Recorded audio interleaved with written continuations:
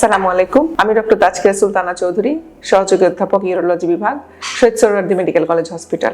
মহিলা ইউরোলজি বিশেষজ্ঞের কাছে কোন ধরনের রোগীগুলো আমরা বেশি পাই বা দেখি? তো আমি যখন আউটডোরে বসি আমাদের হসপিটালে, মেডিকেল কলেজ হসপিটালে, তখন এই ধরনের রোগীগুলো দেখে সেখান থেকে আমি আপনাদের বলি যে আমি যদি বয়স ভেদে ভাগ করি, ধরেন একটা ছোট বাচ্চা, 10 বছরের নিচে মেয়ে বাচ্চা, তাদেরকে আমরা কমনলি পাই তাদের তারা রাতের বেলা বিছানা ভিজিয়ে ফেলা, অথবা প্রস্রাব কন্ট্রোল করতে না পারা, অথবা ঘন ঘন প্রস্রাবের ইনফেকশন নিয়ে আসতেছে এবং বাচ্চা খেতে পারতেছে না, তলপেটে ব্যথা করছে, বাচ্চার ওজন বাড়ছে না।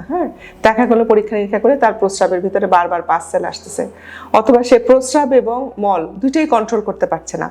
যখনই তার ধরে সে ছুটে চলে যায় এবং দেরি হলে তার সেটা কাপড়ে হয়ে যাচ্ছে। তো এইটাকে আমরা বলি ইনকন্টিনেন্স। এই ইনকন্টিনেন্সে কিন্তু বাচ্চারা আসে। আবার কিছু বাচ্চা আছে যাদের কিছু সাইকিয়াট্রিক ইলনেস আছে, যারা বাচ্চাদের মানসিক কিছু রোগের কারণে তারা প্রস্রাবের কন্ট্রোলটা ঠিক মতো করতে পারে না। সেই রোগীগুলো কিন্তু প্রথমে আমাদের কাছে আসে।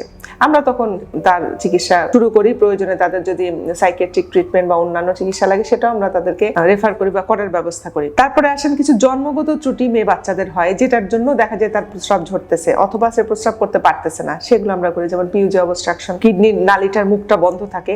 একদিনের বাচ্চাও হতে পারে, 6 মাসের বাচ্চা হতে পারে, এটা 30 বছরের ভদ্রমহিলাও হতে পারে। কিডনি থেকে যে মূত্রটা বের হয়, সেই ইউরিনটা বের হওয়ার নালীটা বন্ধ থাকে, আমরা এটাকে বলি পিউজি অবস্ট্রাকশন।